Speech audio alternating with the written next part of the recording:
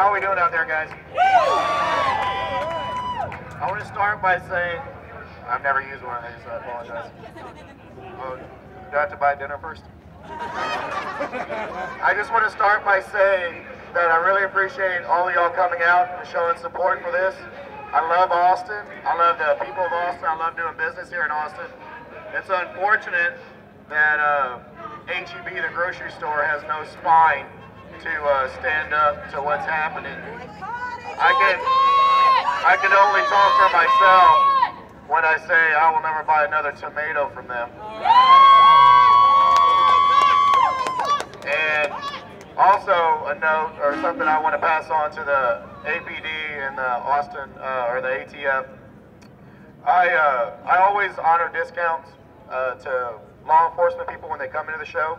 I respect their profession. It's a difficult one. I know it's very dangerous, so I always honor them with a discount when they come in.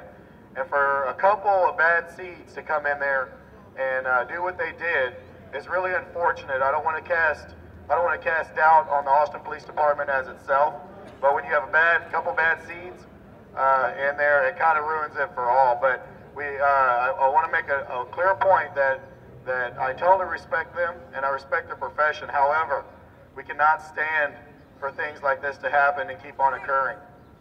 This is just a start. It's not by chance that they tried this in the most liberal city in the state of Texas.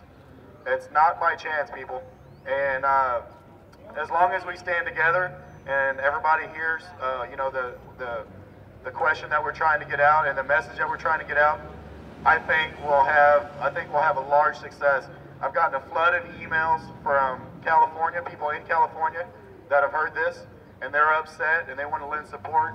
And all I gotta say is for people that think more gun laws, more controlling of firearms, more politics, bigger government like California, how's that working out for y'all out there? Do we want more states like California, or do we want more states like Texas? Absolutely. And if the ATF and the Austin Police Department want to cite that they're trying to make gun shows safer, they want total regulation of firearms, they want to come in there and they're saying that they're doing this for the safety of the people, you know, if they want to keep illegal aliens from buying firearms and gun shows, secure our damn borders. Don't let them come over here. If they want to keep felons by buying firearms at gun shows, keep them in jail. And when they let them out, put monitors on them. Have a different color license. That way, when somebody's trying to sell a private firearm, if he pulls out a red license, I guess what? You know what? I stop at a stoplight. I stop at selling this person a firearm. He's got a red license. You know, one opinion of mine is that there are a lot better ways of going about trying to help us out than infringing on the rest of our rights. And we should not stand for a couple people to make their own rules while they sit there because they say it's going to help us all out when it's not their right. It's our right to live our lives free. Our forefathers provided that to us. People have fought and died in wars because of it. And now we have a couple people wearing suits, wearing a badge, that think that they can come in here and tell us what to do. Well, you know what? Hey, I just say there's better ways of going about it than infringing on the rest of our rights. If any of y'all want to sign a petition that we have on our website, it's texasgunshows.net, not .com, but .net.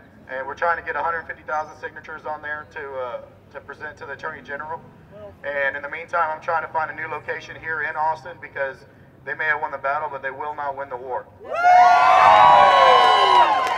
And if anybody has any direct questions on exactly what happened, I'm free to answer those. I have the truth on my side. It's not he said, she said. Darwin, can you go ahead and tell everybody at that meeting the 3 things that they recommended to HEB, so everyone here will hear directly from you what they were pressuring HEB and the fact that they threatened them with litigation? Absolutely. They called a meeting Thursday. HEB, Austin Police Department, Bureau of Alcohol, Tobacco, Firearms, and Explosives, which is a lot to say. It used to be just the ATF, but it should be a corner store, not a federal government branch. Exactly, and also the people from the North Austin Event Center. And basically what happened was they read off a long laundry list of incidences that had happened at this location. And only after about 20 minutes of it being in this meeting did the Austin Police Department and the ATF realize that they were not even talking to the right promoter. That all these things that they had, that they read off, were actually a different show altogether. Which brings a question, how can you call a meeting with somebody and not even know who you're talking to? And basically when I said, well, we're not even the same promoter, the detective said, well, that doesn't matter. All of it happened at this location, and that's what she said. But the three recommendations that the ATF suggested to me, the agent suggested to me, is that to HEB, exactly.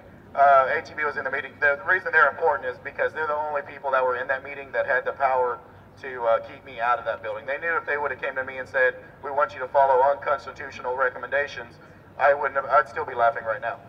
So, but HEB was there, and they suggested recommendations to them for me to follow, and those recommendations were as one, only federal firearms licensed dealers were to be set up at the show.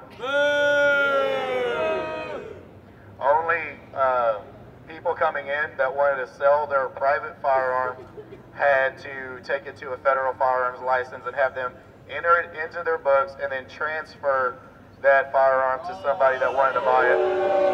So they can grab it. Legal on itself. And the third thing was is they didn't want anything, any firearms being sold in the parking lot, which that makes sense to me. But now as far as the second one that I mentioned about doing the background check on the new person that wanted to buy your firearm, I actually had a scenario that I proposed to the agent. I said, well, what happens if I have a firearm willed to me by my grandfather and I want to go in there and I want to sell the firearm, and for some reason the person that wants to buy it doesn't pass the background check that you're asking for.